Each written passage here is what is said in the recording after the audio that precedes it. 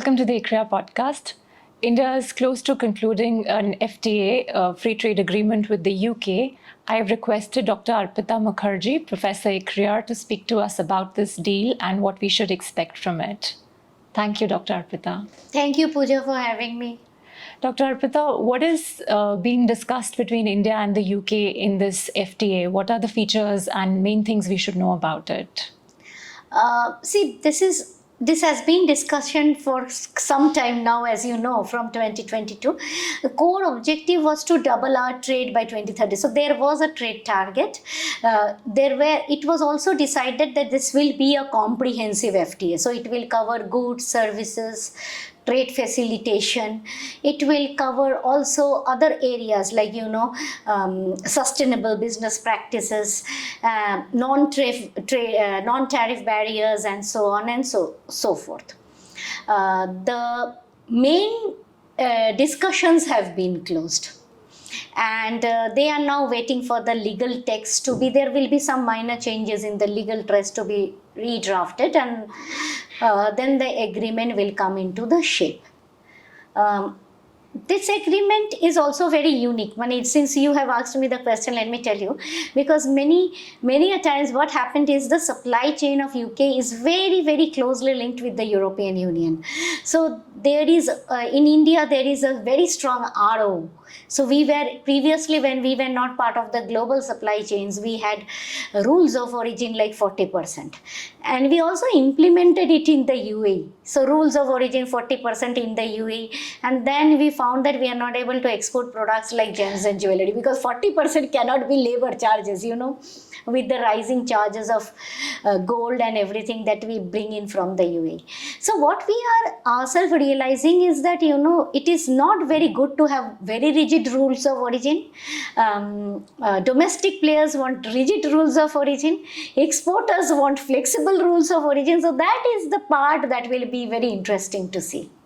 So that's one aspect of this FTA. What are the other important aspects of this FTA that we should keep in mind? See, this FTA is trying to get, in every FTA, India is trying to get something new on the services sector. Like this time, they tried to bring in some social security aspects and to pay social security. And you can already see the kind of discussions that is going on in the UK on the topic of 3-year social security.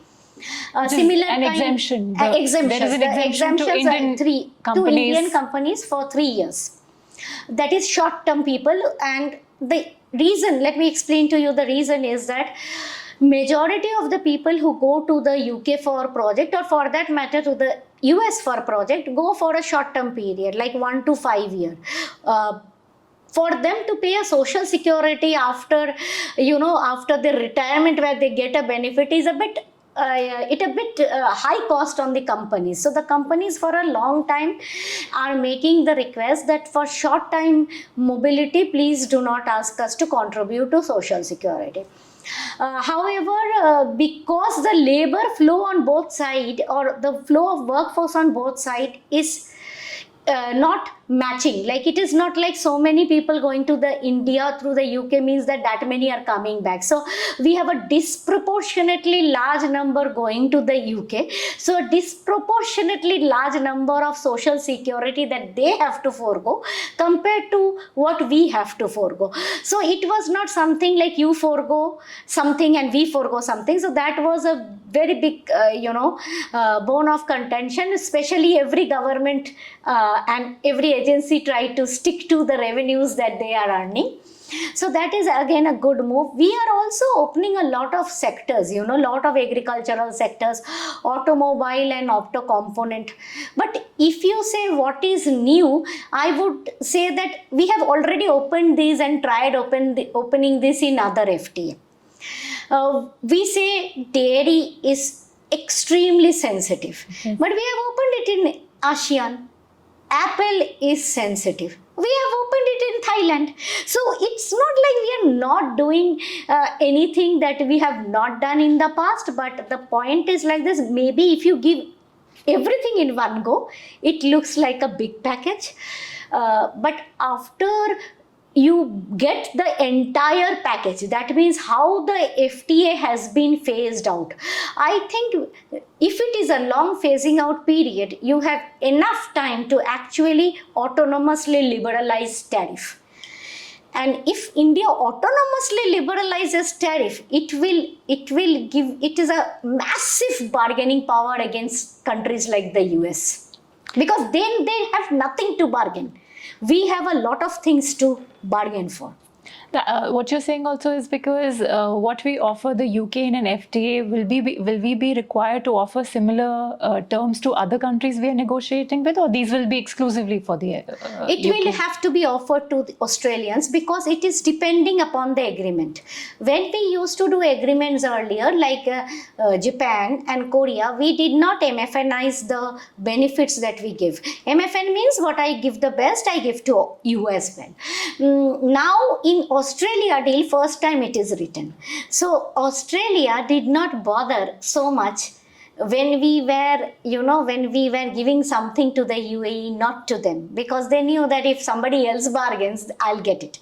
But now they are trying to do that. Now all the trade partners want MFNization.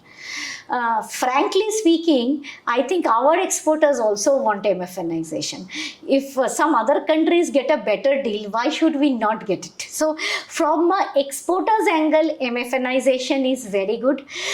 From those who want a domestic market protection, MFNization is not good. So, this is a kind of a theory. Studies that are done with respect to the UK shows that if it is not MFNized, it is very confusing, because what happens is that after the Korea agreement, what is happening is that we were not buying equipment from Korea, but just we are shifting things out into other countries and buying from them just because that country is giving zero duty. So only playing on duty, only playing on rules of origin is not allowing us to move forward. So we may need to think about MFNization, and it is better that the industry prepares for MFNization. So they get the best deal if other deals are better than us, as well as we also give the best deal. So it's both sides. Best of both worlds. Which best of both worlds. So now, just to add to it, that Australia will now probably was negotiating something, will begin with the UK. So that's how it happens. That becomes the baseline. That becomes the baseline. Is there anything contentious that needs to be sorted out with the UK? See, as such, there was nothing contentious, and I have seen, like as I was saying, that I came back from the MSME forum when we first started negotiating RCEP. Maybe because that was of the China factor or something, industry would have sat and said no. Now the industry themselves are standing up and saying we would like the FTAs to happen with the key export market. We know there will be competition, but these are the things that we need to help us to actually mitigate the competition. So they want to more GI product.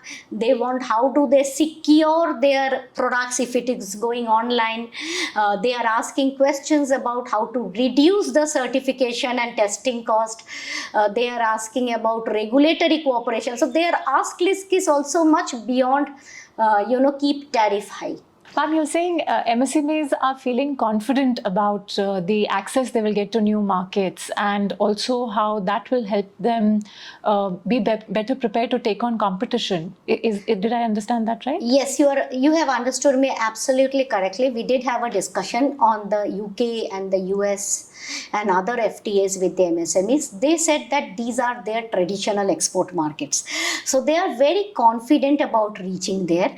And they said that if the duties are, reduced and they even secured, especially in the context of the US, they would find it to be, they think they can grow.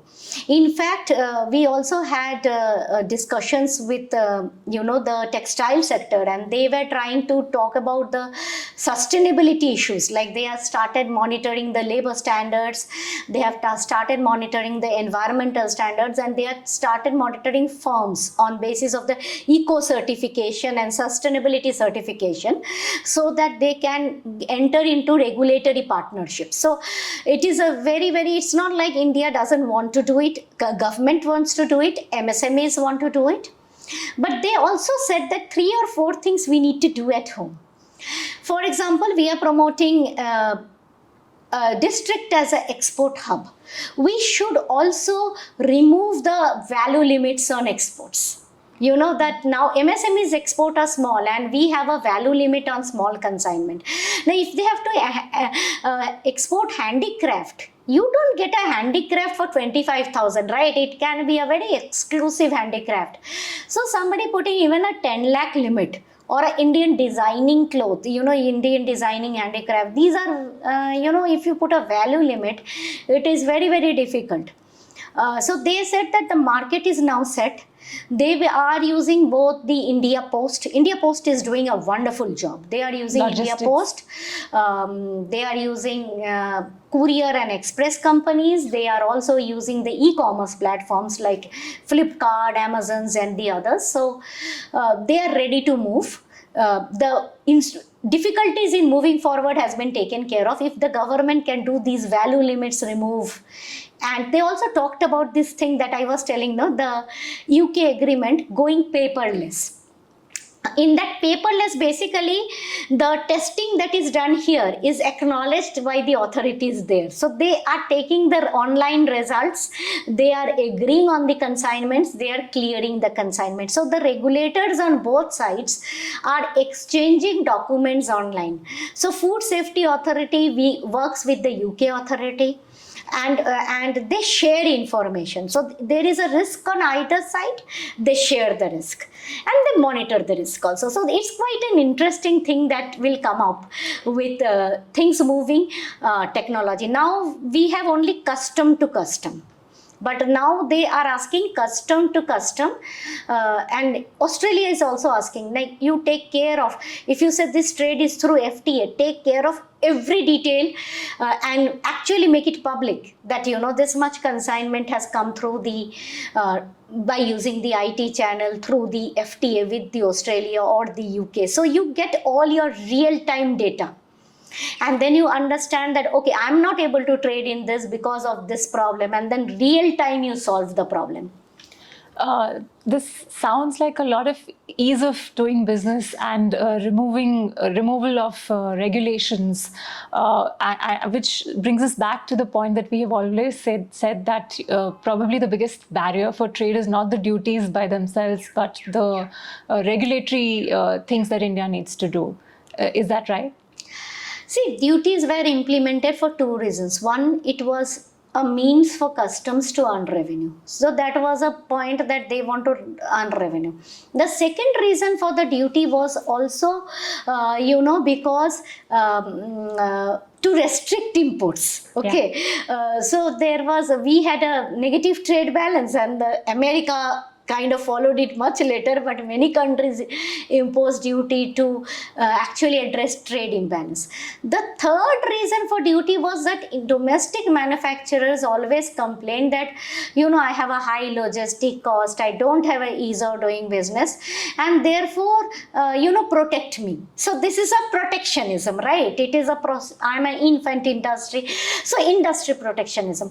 Now this industry protectionism and duty can be taken off by putting regulatory barriers. I'm just giving, so you put in standards and take off the duties. So that is, again, many countries do that. They put in very high standards of import, which others cannot meet. So there is a standard process. But WTO says that whatever standard you put in, like the European Unions do, they have to be scientifically justified. UK also puts in standards which has to be scientifically justified. For our MSMEs and for many of our companies, they think that if the standard is put in, we should go and argue.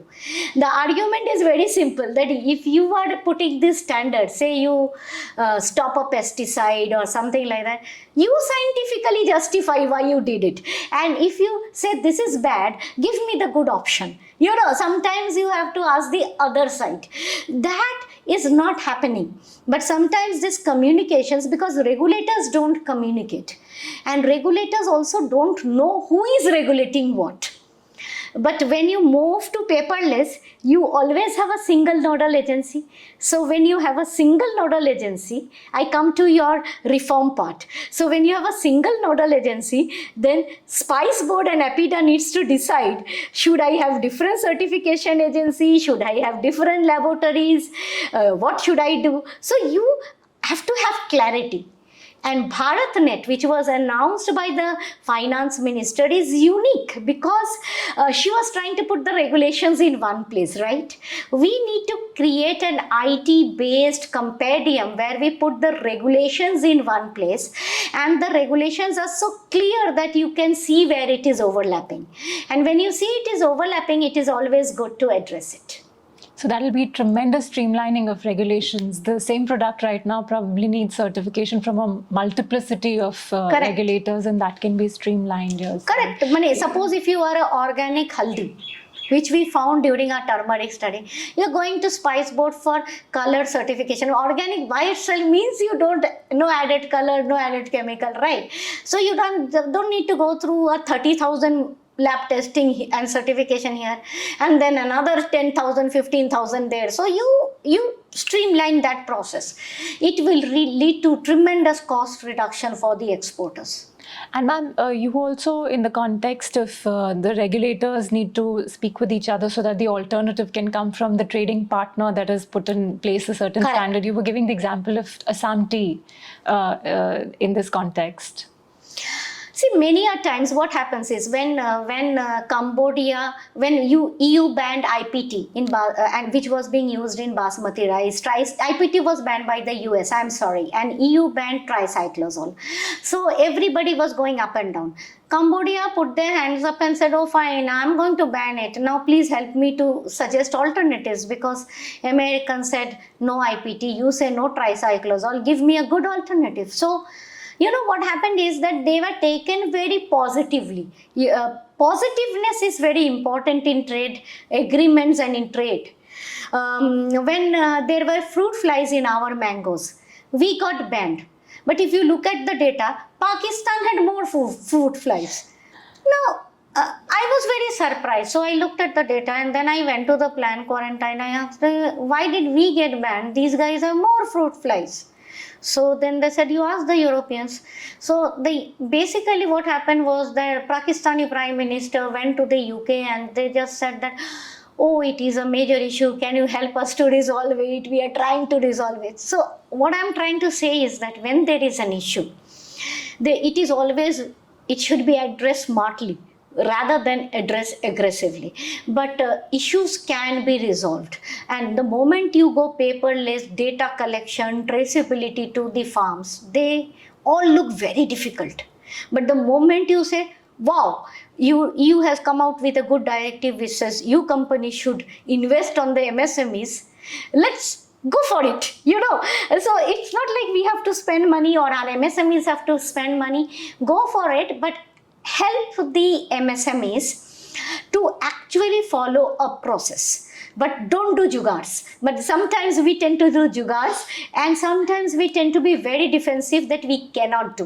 Both of them will not work in this current very adverse geopolitical scenario. I would say it's an adverse geopolitical scenario, because we had taken certain countries from granted to be easy markets, be it the UK or the EU or the Americans. Okay, so they have now overturned. So we want access to be secured, and that is where we need to be very different. We need to be very proactive, like the way we are going. We need to be very smart. We need to see, wait, watch, sign. dilly-dally with text like the one that we are doing with the UK, as well as we need to put in our home in order. Home in order means not only regulation but also processes and use of lots and lots of technology, which is our strength. And ma'am, you gave the example of textiles. I don't know if it's relevant in the context of the UK, but in the context of the US, I recall textile companies had requested government for a subsidy to help them deal with the 26% reciprocal tariff, which is currently on pause. But there were demands for a subsidy from government because they feared, loss of market. Are they now all right with the emerging situation? With the UK and the US, this is not a sensitive thing because the Indian apparel and textile industry for a long time have come out and said we want 0 for 0 with the UK and the US. So they were very open about their 0 for 0. There were some issues with the rules of origin, how they play around with the rules of origin, because we may be sourcing some ingredients from from China or from ASEAN countries and then move forward. That has also been resolved. This is the most proactive sector ever asking for a 0 for 0. They have with the US, in fact, their first choice is the 0 for 0. Their first choice is not the subsidy. If the 0 for 0 fails, because of other areas, that is where they want the subsidy. They do have some problems, like they have some worries with respect to the European Union. CBAM is something which is not still impacting them, but they have worries with respect to the cotton being under the deforestation directive. There are child labor issues in cotton, and with the US, with the EU, these are the issues. With the US, the major issue has been if the duty reduction happens in cotton. In that case also, more the cotton growers are worried. So the industry is fragmented, right, by the value chain. Growers are worried. Textile industry is very happy. They in fact said we will be very happy, and apparel is also very happy because the entire supply chain cost will go down. But we need to really look at how do we make ours low cost. And many a times they ask for subsidies because they want to make ours low cost. And ma'am, by when is the UK FTA likely to be concluded? See, the UK discussions are ongoing. It's my presumption. So this is where is a bit of a guesswork. I think they would be concluding it after what happens on July 8th. Okay, probably the dates that they are talking about is end of July. So end of July, maybe August. But the main point is that there is an intention. They are discussing some of the textual issues. Now that India has also been discussing with the US, so India also has an idea about, what can be offered. And what our industry wants, interestingly, is very similar what they want in India, US and UK. It's amazingly similar, And today also it came back. I thought it was always very similar for services, but I was pretty shocked to see it was very similar for the goods as well. The goods sectors, they are asking for greater access through regulatory cooperation. I think that maybe, we will be getting there. But everybody will also wait for the US negotiations to happen because, there is a benefit. If US can push EU on the, say, CBAM, we don't need to do anything. So there are many areas where how US does it with other countries is going to impact both India and UK in their trade negotiations. Right. I understand that. And CBAM is very important to resolve. I think Indian companies have been quite worried about it. Some Indian companies are very worried about it. And basically with the US, what is happening is US has already given a liberty to UK for steel and aluminium, if you may have seen that.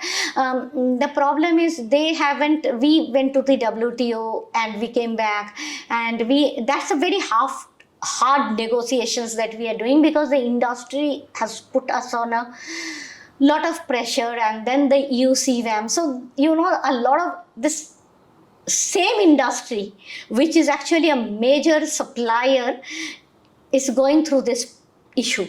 You may also have seen in the meantime what China is doing is, while it is negotiating with the US, it has also put export restrictions country specific, yes, including us. Yes. So the negotiations are no longer bilateral.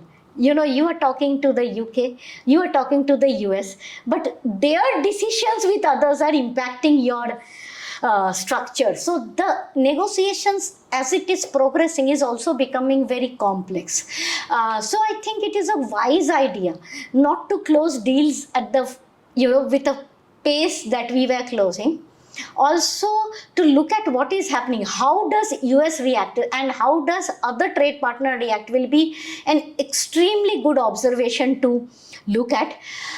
Maybe a low-hanging deal with the US at the stage, maybe two-stage deal that one can think through and had been under discussion, that can set the framework for the UK with the deal, with options of revising. One problem that is happening is that India's revisions are not very timely. If you look at ASEAN, if you look at Korea, Japan, apart from Singapore, that too after a delay, this I think is a problem that, nobody wants to go for that. Nobody wants to take, the industry doesn't want to take that risk of a revision. It adds to the uncertainty. It adds to the uncertainty environment. And they don't want to, because many places they want a revision, which is not happening with the ASEAN, Japan and Korea. Right. Next time we will talk about ASEAN, Japan, Korea maybe. Thank you so much for coming on the show, ma'am. Thank you very much for inviting me.